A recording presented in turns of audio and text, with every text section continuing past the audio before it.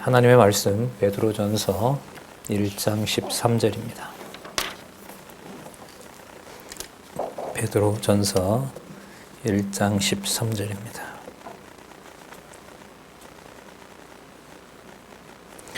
제가 읽겠습니다. 그러므로 너희 마음의 허리를 동이고 근신하여 예수 그리스도에 나타나실 때에 너희에게 가져올 은혜를 온전히 바랄지어다. 네, 13절 한 절만 읽었습니다. 우리 교재는 성경 강론 18권입니다. 9348페이지 양쪽 가로로 되어 있죠. 베드로전서 1장 13절부터 25절까지 진리로 거룩히 거듭남을 알려주시는 내용입니다. 우리 준비된 개론 화면으로 잠시 보면은요, 베드로전서 1장 13절부터 25절까지 진리로 거룩히 거듭나게 하시는 사건을 알려주시는데, 여기 이제 진리는 앞부분에 나타났던 찬송하며 크게 기뻐한다는 내용하고 관계가 돼야 되죠. 그래서 여기서 이제 진리는 앞부분의 본문에 있는 말씀하고 연결을 시키면 이 진리는 창세전에 이미 알려준 진리입니다. 이게 중요합니다. 그래서 이제 본문을 꼭 확인하면서 우리가 개론도 활용을 해 가야겠죠. 개론 활용은 지금 보시는 것처럼 본문의 요약이 한 주제로 묶이면서 또 다른 베드로전서 1장 1절에서부터 2장 12절까지 이제 새로운 용어가 나오죠. 거룩한 생활과 연관이 됩니다. 이제 거룩은 구분이 되는 거잖아요. 그런데 이제 진리가 있어요. 크게 세 마디가 나왔잖아요. 두 마디가 진리가 나왔고 거룩한 생활이 나왔어요. 그런데 조금 전에 제가 이 진리가 뭐냐 하면 창세전에 이미 알려주신 거라고 얘기를 했어요. 그러니까 이 진리의 원천이 어디냐 하면 바로 창세전이 되는 거죠. 자, 그러면 거룩이라고 하는 것도 이제 어디에 있는 차원으로 가게 되냐 하면 창세전으로 가게 되는 거죠. 이 짧은 한 몇 분 동안의 요약이 성경을 본문으로 이어가고 주제를 창세전으로, 그래서 영원히 존재하시는 하나님의 존재와 사역으로 간다는 것과 연관이 됩니다. 이런 사고는 매우 중요합니다. 어떤 상황을 맞닥뜨릴 때 우리에게 다가오는 어떤 생활에서도 몇 번의 사고를 통해서 창세전 하나님의 존재로 우리를 데려다 놓습니다. 그 바탕이 기록한 말씀을 따라가는 훈련으로 우리에게 성장이 없으면 다가온 환경에 대해서 이제 1차적으로는 환경과 사람을 탓하게 되고, 그리고 그걸 좀 벗어나게 해달라고 이제 하나님한테 기도하는 거죠. 성경은 이와는 너무 거리가 멀고 베드로전서는 특히 이와 거리가 먼 겁니다. 오늘 지금 말씀드린 로 거룩히 거듭나게 하는 비밀을 알아볼 텐데, 그 진리는 이미 창세전에 알려주신 바대로 1장 20절에 나옵니다.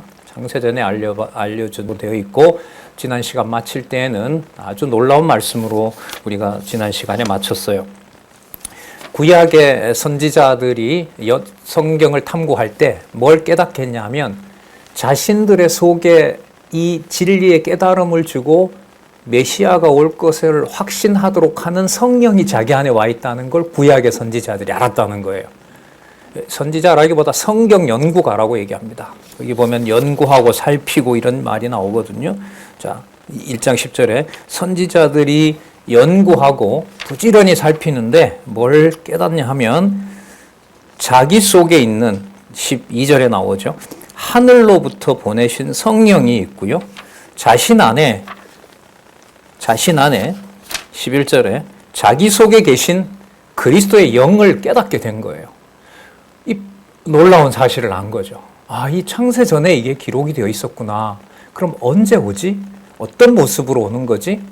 근데 이것을 12절에 보면 이렇게 마무리를 해요. 천사들도 살펴보기를 원했대요. 그러니까 천사들도 하나님의 작정 섭리는 알고 있었는데 이 사건을 준비를 해놓았구나라는 걸 천사들도 놀랐다는 거예요. 베드로 전서 후서 내용은요, 반드시 히브리서와 야고보서 다음이라는 것을 다시 한번 강조를 드리고요. 본문 오늘도 살펴보겠지만 거룩한 생활, 그 거룩한 생활의 원천, 거룩은 구별된다는 겁니다. 그럼 창세전에 그리스도 안에서 구별해 주셨다는 것을 알게 된 거고요. 예수님 오시기 전 수천 년 전부터 창세로부터라고 말씀드려도 되죠. 아담으로부터 시작해서 다 선지자들이니까요. 미리 알려준 자였는데 그걸 이 앞부분에서는 바로 그 속에 그리스도의 영이 함께하고 있었다는 거예요. 자, 그러면 놀라운 연결이 되는 겁니다. 그러면 진리로 거룩히 거듭나게 한다는 것은 바로 이 땅에 살고 있지만 이 땅에 살고 있는 몸을 절대로 거룩히 거듭난 거니까 이 땅에 있는 논리나 이 땅에 있는 어떤 권력이나 이 땅에 있는 어떤 욕심이나 이것으로 덮을 수 있거나 훼손할 수 있는 거룩이다 아니다? 아니다라는 걸 이제 지금부터 살펴보려고 하는 겁니다. 이건 분명히 이 땅에 이루어진 사건이지만 어디에 속한 사건이다? 창세 전에 이미 알리신 바 된 것이고 구약에도 그리스도가 선지자들의 연구를 촉발시켰고 그 안에 그리스도의 영이 함께 한다는 것이고요. 자, 여기서 거룩한 생활은 베드로전서는 그럼 어느 방향으로 구체적으로 가느냐? 한마디로 말하면 고난입니다. 그래서 베드로전서 5장은 장로들의 고난이 얼마나 큰 축복인가로 끝이 납니다. 절대로 명령하지 말며 자원하는 마음으로 하라는 말씀이 베드로전서의 결론입니다. 그러면 이 지상에서 구체적으로 삶을 살아가는 그 행위가 오늘 이제 1장 13절에서부터 살펴볼 텐데 언제 진리로 구별해 놓은 것을 이루신 거다? 창세전에. 여러분 이 진리라는 말이요. 무슨 뜻이냐 하면 헬라어로 숨겨져 있던 것을 드러낸다는 거예요.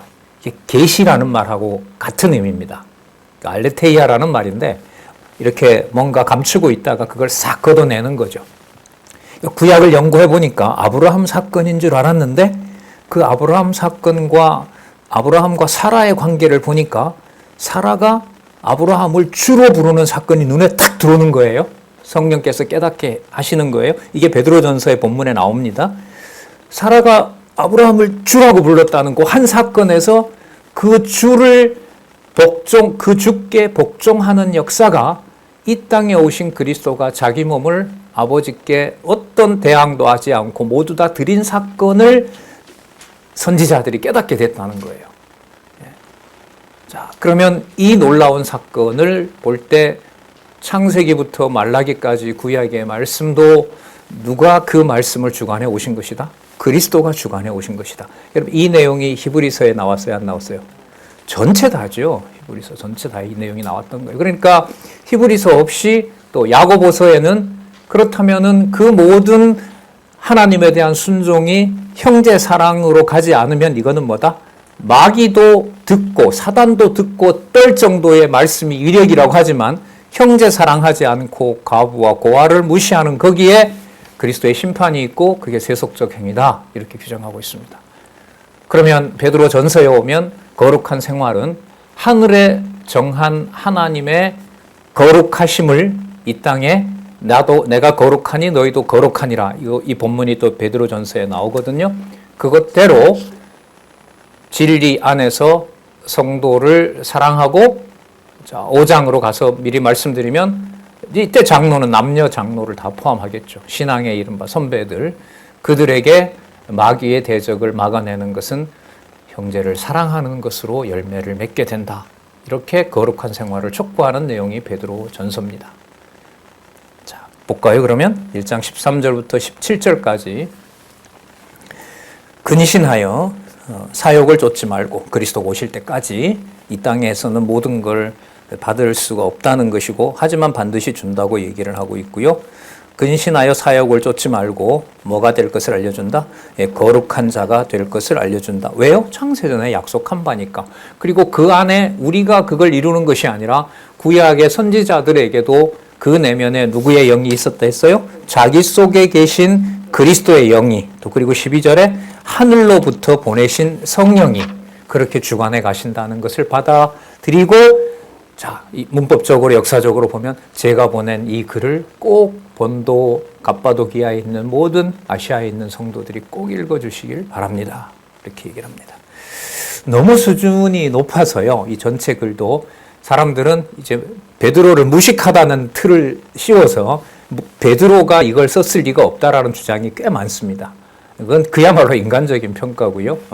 이 성경을 기록하게 하신 능력이 하나님에게 있기 때문에 그런 평가는 별 의미가 없다고 봅니다. 계속 볼게요. 13절. 그러므로 너희 마음의 허리를 동이고, 에베소서 6장에 나왔던 전신갑주를 입으라는 말씀이 있었죠. 하나님의 전신갑주를 입으라. 관계가 있겠죠. 마음의 허리를 동이고 근신하여, 근신하는 것은 자, 창세전 하나님의 알리신 바 된 복음의 진리를 깨닫게 되면 눈에 보이는 현상과 듣는 이야기와 말로 함부로 말을 할 수가 없게 되겠죠. 그러면 이때 근신은 어디에 속한 진리를 깨닫는 결과예요? 깨닫게 하시는 하늘에 속한. 그래서 이 베드로 전서는요, 그 5장 전에 보면 이 베드로가 이 편지 속에 하나님이 하게 해주셔야 된다, 하나님이 하게 해주시기를 간절히 기도하는 내용이 나와요. 그럼 이게 어디에 속한 차원이 아니기 때문에, 땅에 있는 게 아니기 때문에 이거는 꼭 보여주셔야 됩니다. 이 기도가 3장인가에 나옵니다. 진짜 뭐 분량을 초월해서 한 구절 한 구절, 한 단어 한 단어에 담겨 있는 의미가 성경 전체의 언약과 성취를 담고 있다는 사실을 좀 예를 들면, 여호와의 언약과 성취 섭리도 전체가 개념 하나하나에 다 담겨 있다고 보시면 됩니다. 오늘 사실 나왔거든요. 창세전 하나님이 미리 아셨다. 거룩이다. 뭐로 거듭나게 한다? 진리로 거룩하게 한다. 진리라는 것은 감추어져 있던 것을 드러낸 것이다. 여호와 계시다. 그러면 여러분 보시는 것처럼 여호와의 언약과 성취 섭리도가 개념 하나, 이 정리된 구문 속에 다 들어가 있는 거죠. 당연하죠. 성경에 글쎄요, 제가 저기 장이 5개, 양쪽 가로 정도면 이게 수백 개 될 거거든요. 양쪽 가로 정도면은. 저럼 저기 있는 그 수백 개의 여약들이 어떤 것은 창세전에 근거가 있고 어떤 것은 창세전에 근거가 없으면 이 성경 개론은 여호와 계시 관점에서 정리한 게 돼요? 안 돼요? 안 되는 거예요. 이 공부를 듣고만 그냥 알았다라고 이렇게 넘어갈 수가 없는 거죠. 예, 그래서 열심히들 요즘들 본문도 확인하고 개론도 확인하고, 그러니까 여러분 개론과 본문을 확인하고 여호와 계시로 간다는 건요, 이 박용기 우리 원로 연구원을 통해서 확증해 주신 성경신학의 서론과 본론과 결론의 그 길을 그대로 따라가고 있다는 거예요. 알고 믿는 것을 하나로 하나님께서 주관해 가고 있다는 증거가 되기도 합니다. 요즘 뭐 공부 방식에 대해서는 이런저런 얘기가 없어요. 다들 그렇게 해가고 계시니까 너무나 바람직하고 당연한 결과라고 봅니다. 자, 그럼 더 보겠습니다. 근신하여 그리스도 예수에 나타나실 때까지 너희에게 가져올 은혜를 온전히 바랄지어다. 그리스도가 오실 때까지 고난이 따라와요. 그런데 이 고난은 여기 보시면 무엇을 가져다 준다는 거예요? 너희에게 은혜라는 거죠. 그렇죠? 이 은혜라고 하는 게 그럼 뭐냐? 이미 그리스도가 고난 받으실 것을 구약의 선지자들은 하나님의 영이 함께 했기 때문에 진리를 탐구한 자는 무엇은 필연적이다? 고난은 필연적이다. 왜? 누가 받으실 고난을 약속한 거니까. 그리스도가 받으실 고난을 약속한 거기 때문에 그것은 창세전에 하나님의 은혜를 은혜 되도록 하시는 것이다. 이걸 구약의 선지자들이 알았다는 거죠. 좀 더 깊이 들어가 볼까요? 비교를. 히브리서 11장 이후로 보면 구약의 믿음은 바라는 것들의 실체요. 그 다음에 보지 못하지만 뭐 했다고 했어요? 증거했다 그랬죠. 근데 히브리서 1장에 오면 보지 못했지만 증거했는데 그걸 누가 그렇게 했어요? 자기 속에 뭐가 있다고 그랬어요. 자기 속에 계신 그리스도의 영이 했어요. 12절에 하늘로부터 보내신 성령이 하셨다는 거예요. 그러면 히브리서에 나타난 모든 믿음의 선진들의 믿음을 주관하고 이 세상의 눈과 귀로 말하고 들을 수 없는 거지만 증거하게 하신 분이 누구다? 성령이다. 누구다? 하나님이다. 하나님이다. 그러면 그 하나님께서 창세전에 확정해 주신 바로 그 놀라운 은혜를 이 땅에서 그리스도가 고난받으면서 아버지로부터 받은 은혜가 무엇인지를 확증했다. 이게 지금 연결해 가고 있는 중요한 고리가 되는 겁니다. 자, 계속 볼게요. 그래서 14절이에요. 너희가 순종하는 자식처럼, 그러니까 누구의 자식이에요? 하나님의 자식이고 하나님의 자녀인 거죠. 이전 알지 못할 때에 줬던 너희 사욕을 본받지 말고 15절 오직 너희를 부르신 거룩한 자처럼 너희도 모든 행실에 거룩한 자가 되라. 이렇게 얘기를 합니다. 여기서 주제가 나오죠. 진리로 거룩히 거듭나게 해서 거룩한 생활을 촉구하도록 하시는 내용이 베드로전서구나. 다시 이 단락에서 확인할 수가 있는 거죠. 너희를 부르신 거룩한 자, 바로 그리스도처럼 이렇게 되죠. 하나님의 거룩하심하고도 연관이 됩니다. 그리스도의 거룩은 곧 하나님의 거룩성을 보여주는 거니까요. 너희도 모든 행실에 거룩한 자가 되라. 그러면 드러나는 모든 행위에서 누구의 자녀인 것을 무엇을 통해서 확인해 준다? 고난을 통해서 창세전 하나님의 자녀인 것을 확인해 줘요. 그러면 이 땅에 속한 몸으로 당하는 모든 불이익이 실제로 불이익이 아니라 바로 누구의 은혜의 증거다? 하나님의 은혜의 증거이고 구약의 선지자들의 경우와 연결시키면 그건 그 속에 있는 누구의 영이? 그리스도의 영이 주관하고 계신 것이다. 그러면 그리스도가 교회의 머리가 되는 게 맞죠. 보시는 것처럼 여러분 이 단어 하나하나와 단어와 이 문장의 연결이 창세전으로 가서 해석이 되질 않으면 해석을 할 수가 없도록 되어 있어요. 그래서 강론집 두 번째 단락 어디에 있는 근거? 창세전 근거. 세 번째 단락은 신학은 구약의 근거고 구약은 신약의 근거고 그걸 확증해주고 있는 거고요. 본문에 들어가서 보면 해당되는 본문을 신약은 구약과 구약은 신약과 연결되면서 어디로 향하고 있다? 창세전 하나님의 예정과 하나님의 예지, 하나님의 모든 작정 섭리 안에서 언약과 성취의 놀라운 영광을 하나님이 보여주고 계신다. 이게 여러분 여호와 계시라고 하는 성경 기록의 목적인 겁니다. 16절 성경의 근거를 듭니다. 자, 거룩한 자가 되라. 그 근거는 레위기 11장 45절을 들고 있어요. 기록하였으되 내가 거룩하니 너희도 거룩할지니라. 그리고 하늘에 계신 하나님의 거룩하심을 이 땅에 있는 성도들의 그 부적합한 몸처럼 보이는 그 몸을 통해서 뭐가 드러난다? 거룩함이 드러난다는 거죠. 거룩함이 드러난다. 구별되어 있는 놀라운 하나님의 속성이 그 안에 있다. 좀 미리 말씀드리면 너희는 왕같은 제사장이요 하나님의 거룩한 백성이요 왕같은 제사장이요 라는 구절이 바로 이 베드로 전서에 나오는 거예요. 이 뒤에 가면 나와요. 이 흐름 속에 있는 거죠. 기록하였으되 내가 거룩하니 너희도 거룩할지어다 하셨느니라. 당연합니다. 17절 따라서 뭐로 보지 말고 당연하죠. 외모로 보지 말고. 진짜 여러분 큰일 납니다.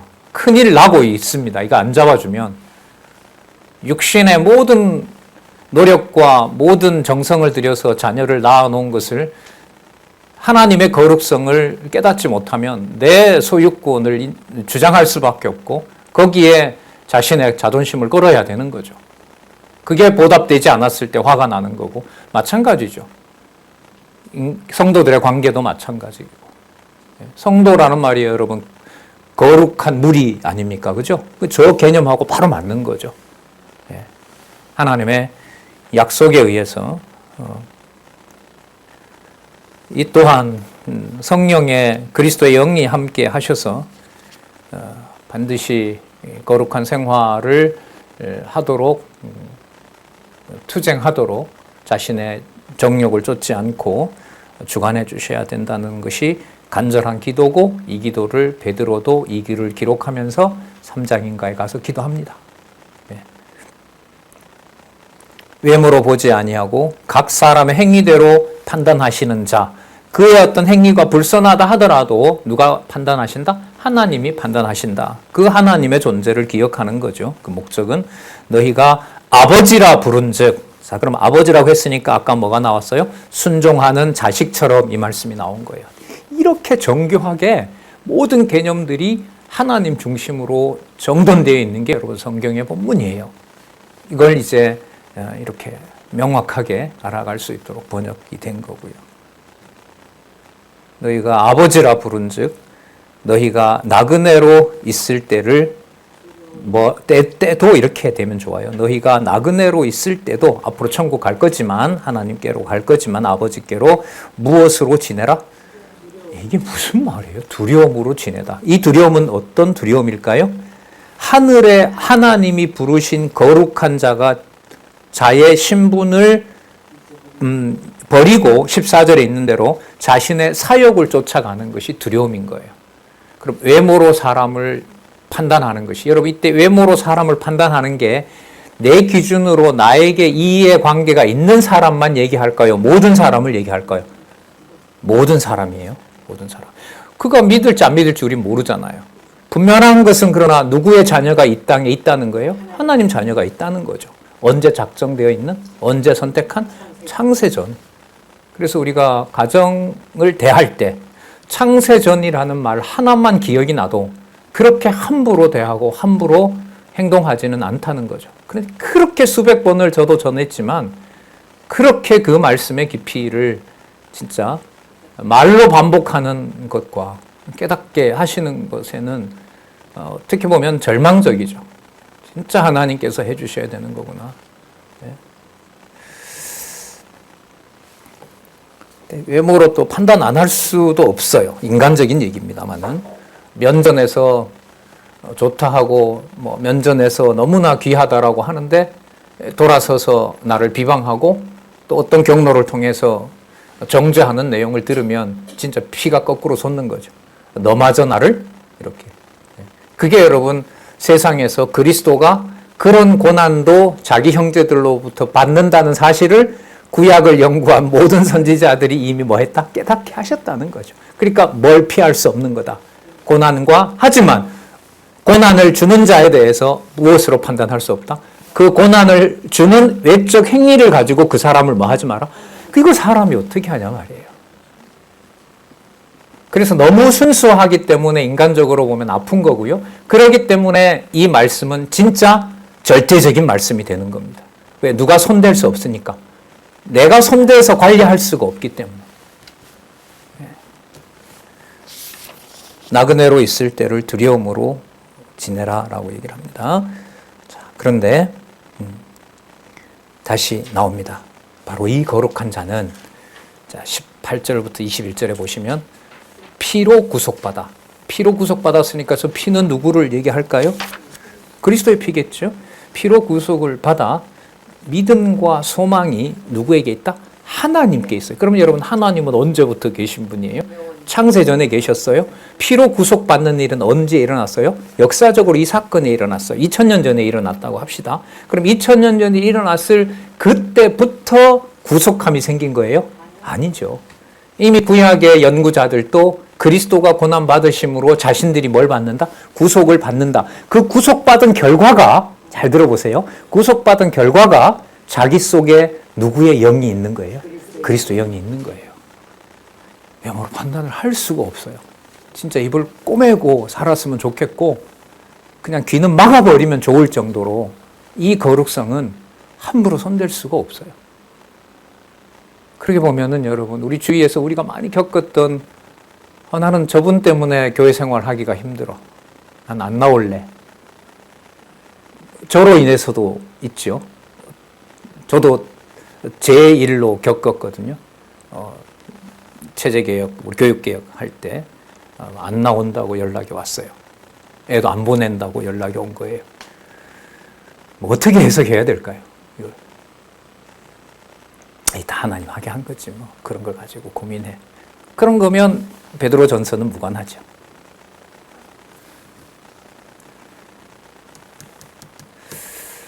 자, 1장 18절부터 21절 보겠습니다. 너희가 알거니와 이 말씀에 근거한다는 거죠. 너희 조상이 유전한, 좀 번역을 부드럽게 하면 너희 조상이 전해준 이 말이에요. 너희 조상이 전해줬다는 말은 이방인들 같으면 그리스도를 모르고 하나님을 모르는 어떤 전통, 이 편지의 수신자들이 그 갑바도기아라든지 본도라든지 여기가 아시아의 북부예요. 터키 북부거든요. 그러니까 그리스나 헬라 사상 이런 것들이 지배하고 있었고, 거기에 유대인이 있었다면 유대인들이 전해준 율법이 있었겠죠. 자, 그걸 지금 뭐라고 얘기를 하냐면 너희 조상이 전해준 어떤 행실? 망령된 행실. 그러니까 망령되다는 말은 허탄한 거예요. 아무런 도움이 되지 않는 거예요. 그러면 여러분 여기서 아무런 도움이 되지 않는다고 탁 튀어나가면 안 되고요. 앞에 뭐가 있었지? 이렇게 와야 돼요. 그럼 여기서 망령된 행실은 무엇으로 사람 판단하는 걸까요? 그렇게 보셔야 돼요, 성경. 망령이 뭔지를 사전 찾아서 수십 가지 뜯져다가는 그럼 평생 공부 못해요. 좋은 방법도 아니에요. 아, 여기에 망령은 일단 사전 찾아봐요. 저도 찾아봤어요. 여기 밑에 보면 표현해놨어요. 망령된, 마타이오스, 공허한, 효과 없는, 무익한. 그러면 공허하고 효과 없고 무익하다라는 뜻이 있는데 본문으로 돌아와야 돼요. 이렇게 사전적인 정의는 보고. 사전에 보면은 이런 뜻이 있어요. 근데 앞에 보니까 이게 무엇을 외모로 취하는 거예요? 형제와 지체를, 사람들을 외모로 취하는 것이 바로 허탄한 거가 되는 거죠. 그러면 하나님의 거룩성으로부터 멀어지는 거예요.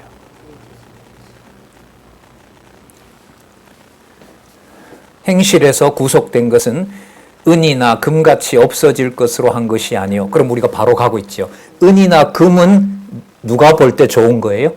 우리가 볼 때. 그러니까 외모로, 외향으로 좋아 보이는 거죠. 최고의 가치들인 거죠.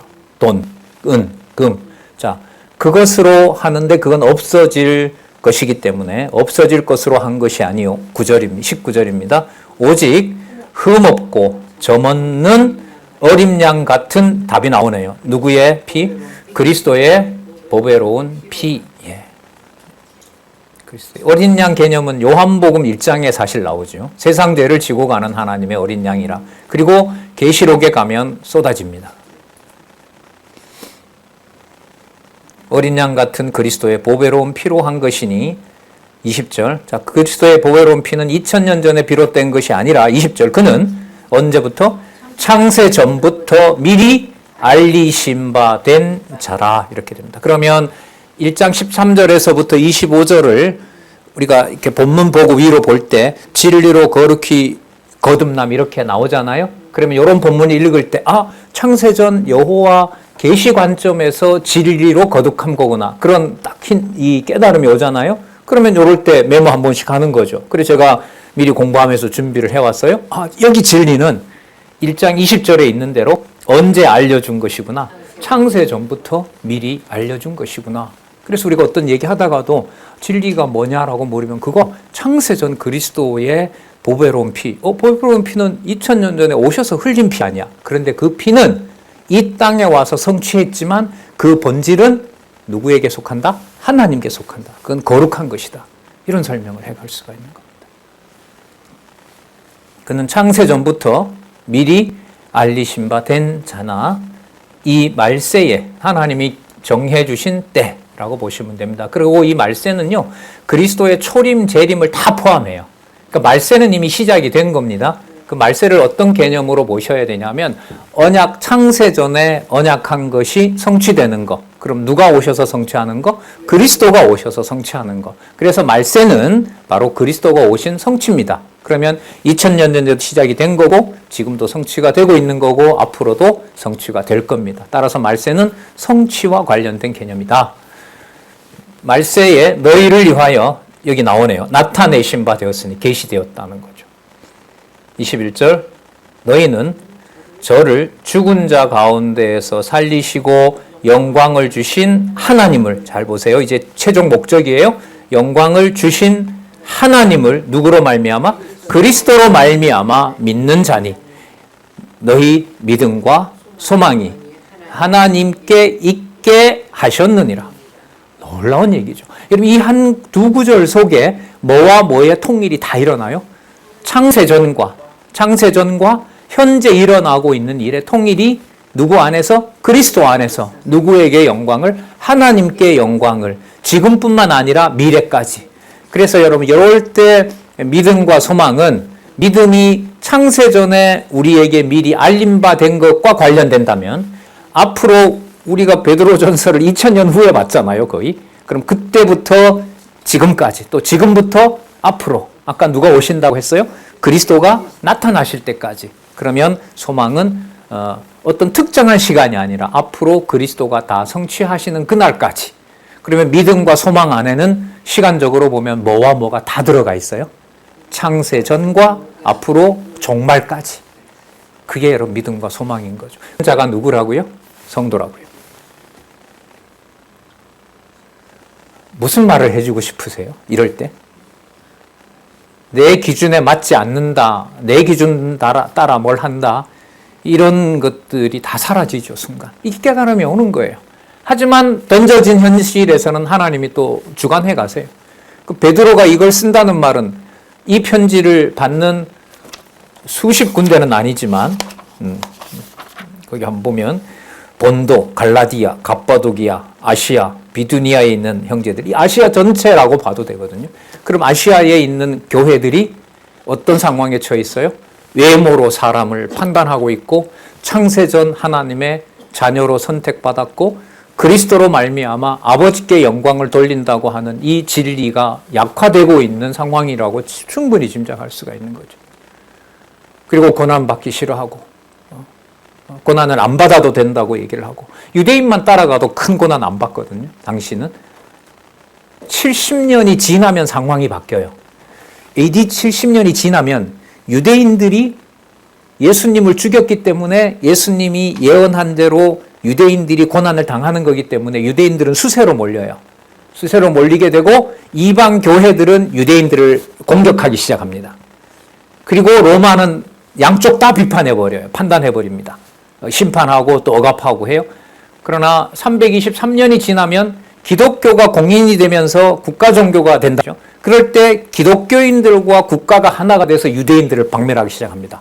그 역사가 1900년 동안의 역사, 1948년까지 일어났던 유대인들의 디아스포라, 탄압의 역사라고 할 수 있습니다. 자, 그 사이가 이방인들의 시간이라는 것도 여러분 아실 겁니다. 너희 믿음과 소망이 하나님께 있게 하셨느니라. 자, 그 다음에 22절에서부터 25절 진리로 몸이 아닌 육의 몸이 아닌 외모로 판단하는 것이 아닌 무엇을 영혼을 깨끗하게 하고 자 그건 뭐가 해요? 말씀이 하시는 거죠. 말씀으로 거듭남을 알려줍니다. 22절 너희가 무엇을 순종함으로? 진리를 순종함으로 이 편지 그대로 하나님의 말씀으로 받는 겁니다.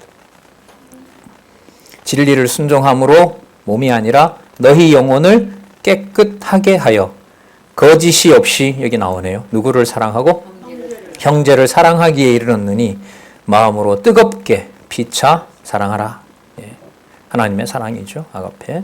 23절 너희가 거듭난 것이 썩어질 씨로 된 것이 아니요 썩지 아니할 씨로 된 것이니 잘 보시기 바랍니다. 하나님의 살아있고 항상 있는 말씀으로 되었느니라. 히브리서 4장 12절 하나님의 말씀은 살았고 운동력이 있어. 정확하죠? 히브리 야고보서는 어떻게 얘기해요? 영혼 없는 몸이 죽은 것처럼 행함이 없는 믿음은 죽음이다에서 말씀의 능력이 반드시 함께 하신다는 것을 행위와 연관해서 말씀했고요. 베드로전서에 오니까 하나님의 살아있고 항상 있는 말씀, 영원한 말씀, 영생의 말씀이 우리를 거룩하게 했다. 그래서 제가 자주 쓰죠. 그래서 베드로 후서에 가면 하나님의 말씀은 사사로이 풀 수가 없다. 이렇게 연결이 됩니다.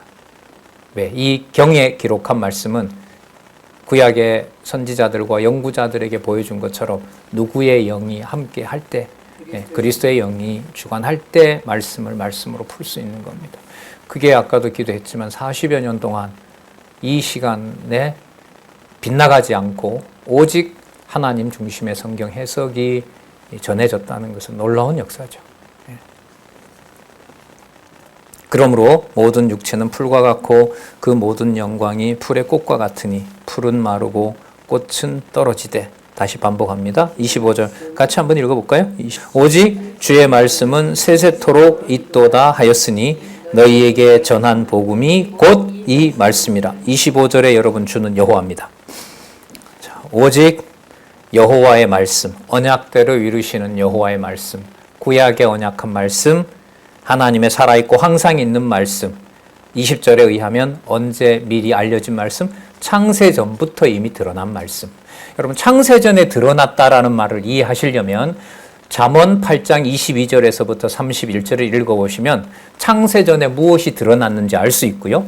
요한복음 17장을 읽어보시면 창세전에 무슨 일을 보여주셨는지를 알 수 있습니다. 그러니까 아버지가 누구에게? 아들에게 뭘 보여주셨는지가 조금 전에 말씀드렸던 그 성경 구절에 있습니다.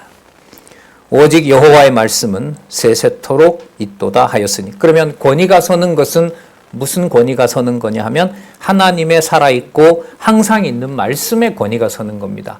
이걸 우리가 잘 아는 바로 말씀 운동이라고 얘기를 합니다. 말씀이 운동하는 역사. 너희에게 전한 복음이 곧 이 말씀이라. 마태복음 24장 35절에 보시면 이 세상은 다 끝이 나지만 하나님의 말씀은 하나라도 뭐 하지 않는다? 땅에 떨어지지 않게 하시겠다. 그 말씀에 근거를 두고 있다고 보시면 됩니다. 마태복음 24장 35절. 자, 그러므로 영원하신 하나님의 말씀이 그 다음 보세요. 무엇으로 세워지게 하신다? 신령한 나라로 세워지게 하신다는 거예요. 그럼 신령한 나라는 어디에 토대를 둔? 진리에 토대를 둔. 그 진리가 진리되도록 하는 나라가 신령한 나라이기 때문에 이 신령한 나라 안에 신령한 것을 신령하게 만들도록 하는 국가가 있어요. 사회가 있어요.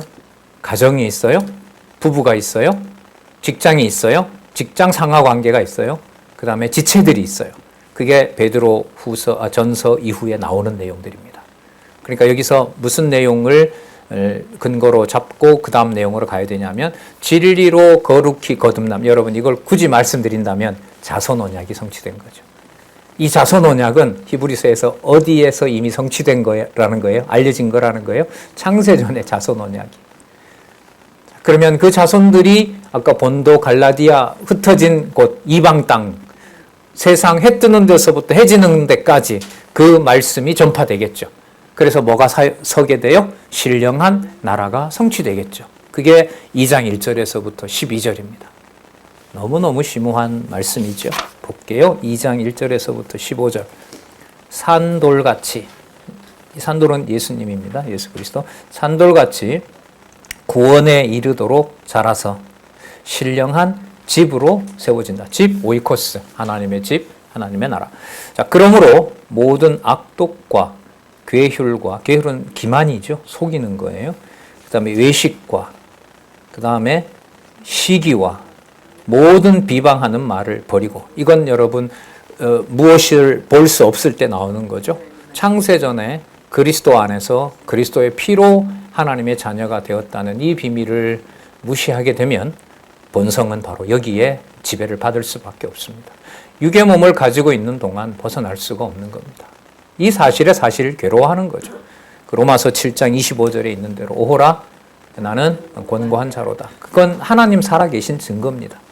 하나님이 하게 하시는 근심이 있다고 했잖아요. 하나님이 하게 하시는 근심. 그 근심은 바로 신령한 집을, 신령한 가족을 내 기준과 내 판단으로 정죄하고 판단하는 거죠. 거기에 이제 오호라 나는 공고한 사람이로다 라는 고백을 할 수밖에 없는 겁니다.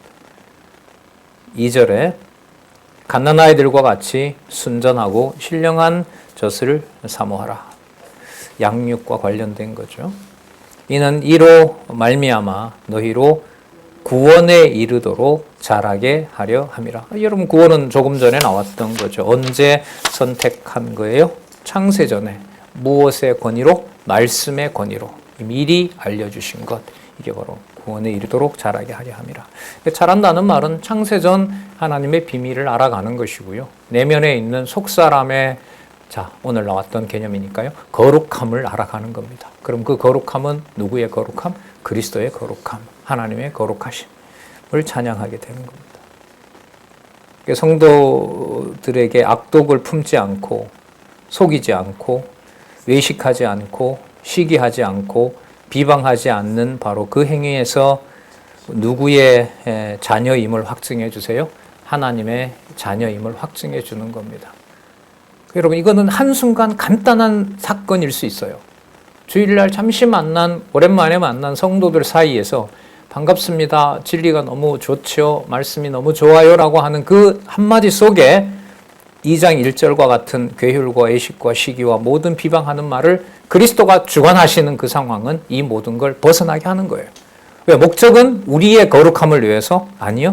하나님의 살아있는 말씀이 항상 존재하고 있고 그 말씀의 거룩함은 어느 누구도 훼손할 수가 없다. 그걸 증명해 주기 위해서. 물론 오랜만에 만나서 좋죠. 아프다고 했는데 오니 얼마나 기뻐요? 우리 지금 아프신 분들 꽤 있잖아요. 주일날도 하나 들었는데 좀 진짜 괴롭더라고요. 근데 또 공부하러 들어오시고 참 뭐라고 어떻게 말씀을 무슨 표현을 해야 될지 그냥 성경 보시죠. 같이 말씀 보겠습니다. 이 말밖에 할 게 없겠더라고요.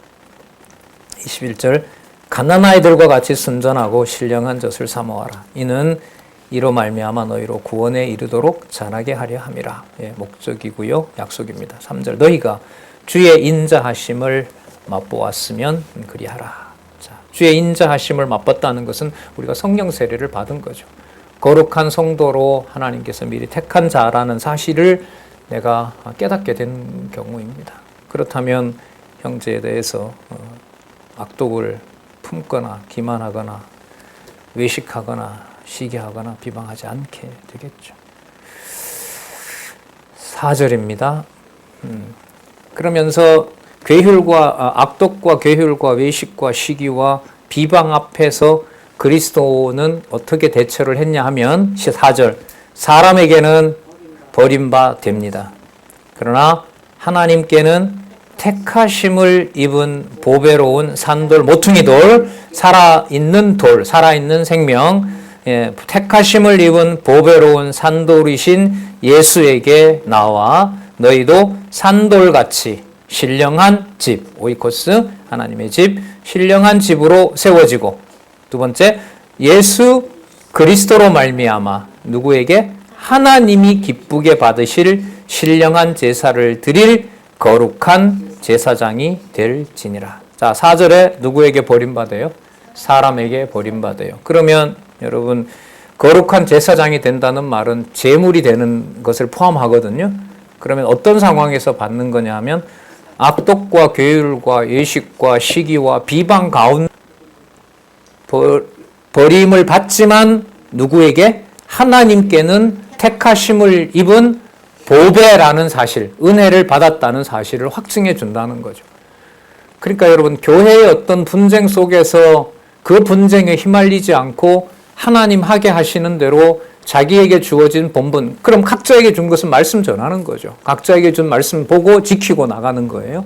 그러한 상황에서 지켜주신다고 하는 것은 내가 하나님의 집에 있다는 거고 신령한 돌 그리스도의 말씀의 토대 위에 섰다는 거고 누구의 집 안에 있는 누구의 식구? 하나님의 집, 신령한 집 안에 있고 하나님이 기뻐하는 그냥 자녀가 아니라 뭐가 된다고 그래요? 거룩한 제사장이라는 거예요. 시기와 비방에 해몰리지 않고 성도와 진리의 말씀으로 창세전 하나님의 은혜가 무엇인지를 교제하는 바로 그 현장이 하나님이 보실 때는 사소한 일이 아니라 무엇이다? 여러분 거룩한 제사장은 구약에는 함부로 돼요? 특별한 사람만 돼요? 특별 중에 특별이죠. 그렇죠? 하나님의 이름을 이 사람 허가 없이는 부를 수 없다는 게 거룩한 제사장입니다. 거룩한 제사장의 비밀 히브리서 5장에서부터 9장까지 이미 풍부하게 공부했습니다. 그리스도가 죽으신 그 피는 이 땅의 피가 아니라 어디에 있는 지성소로 들어가는 문을 열어준 것이다. 하늘에 있는 그걸 베드로 전서에는 성도들을 비방하고 외모로 취하지 않고 그를 거짓말하지 않는 바로 그것이 무엇이 된 경우라고 소개한다고요? 구약의 대제사장이 되신 그리스도의 그걸 따라가는 거룩한 제사장이 여러분들과 제가 됐다는 거죠. 자기 방식으로 은사대로 주신 그 직분에 따라서 아버지 앞에 하나님께 신령한 집에서 섬기고 있는 그 일에 이래저래 간섭하는 것은 거룩한 제사장이 가지는 그 권위를 누구 기준대로 평가하는 일이죠? 내 기준대로. 그게 여러분 야고보서에서부터 베드로서까지 나와 있는 무슨 주의라고요? 세속주의예요. 세속주의. 내 기준과 내 욕망에 따라 거룩한 제사장을 거룩하지 않다고 하고 내 기준의 거룩을 맞추려고 하는 것이 바로 세속주의입니다. 야고보서에 혀로 정죄하는 것보다가 지금 베드로 전서에 와서 거룩한 제사장 개념이 나옴으로 해서 단지 형제 비방하는 차원이 하나님을 섬기는 대제사장을 뭐 하는 일로? 거역하는 일로 설명을 해요. 뭘 어떻게 할 수가 없어요. 그냥 이 말씀이 이런 말씀도 있구나. 이런 차원이었어? 성경이? 이게 성도 생활이야? 거기서 그냥 모든 게 다 끝이 나요. 물론 이제 하나님은 거기서 그 말씀을 더 듣고 아름다운 성도의 삶, 거룩한 삶을 살게 하시겠죠. 약속된 말씀이니까. 또 그 안내를 베드로 전서가 끝나면 이제 베드로 후서에서 또 안내해 주시겠죠. 요한 1, 2, 3서로 가서 또 계시록까지 가겠죠. 그 말씀 따라서 놀라운 개념이 나옵니다.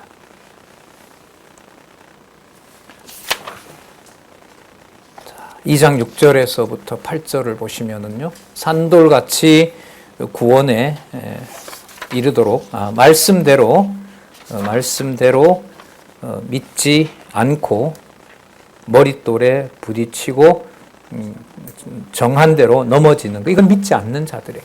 그러니까 거룩한 제사장의 반대말이라고 보시면 돼요. 그럼 이게 어디에서 시작했어요? 사람을 외모로 취하는 것과 거룩한 제사장이 반대말이 되는 거죠. 그럼 그 다음에 보면 이 거룩한 신령한 제사를 드리는 거룩한 제사장이 되지 않는 것은 누가 그렇게 한 거냐? 그것도 하나님이 정해놓은 거다. 하나님이 정한 뜻대로 됐다. 여러분, 하나님이 정한 뜻대로 됐다는 말은요, 내 눈에 볼 때 100% 거룩한 제사장이 아닌 악독과 괴율과 외식과 시기와 비방하는 그 사람에 대해서 내가 정죄하지 해도 된다는 말일까요? 할 수 없다는 말일까요? 할 수 없다는 거죠. 그래서 그러니까 하나님이 뭐 해놓으셨다? 하나님이 정해놓은 거지. 네가 보는 그 판단 때문에 저 행동을 하니까 저 사람을 버렸구나. 그렇게 여길 수가 없다는 거죠. 이게 엄격한 말씀인 거예요. 오직 아까 시작을 했어요. 무엇에 토대를 두고 시작된 일이다? 항상 살아계신 하나님의 말씀에 토대를 둔다. 이게 말씀 운동이에요. 이게 말씀의 권위예요. 그럼 뭐밖에 할 말이 없어요? 논리적으로 보면 진리의 말씀이 이루어진다는 것밖에 할 수밖에 없어요. 우리 톤으로 말하면요, 공부하자. 이제는 공부하자. 이제 공부할 때가 됐지 않았느냐. 너무 힘들었죠. 같이 공부합시다. 이런 시간이 있습니다. 우리 주보에 보면 있잖아요. 우리 교회 동역자 협회들도 각각 우리 지방에 계신 공부 시간들 다 있거든요. 거룩한 제사장이 될지니라.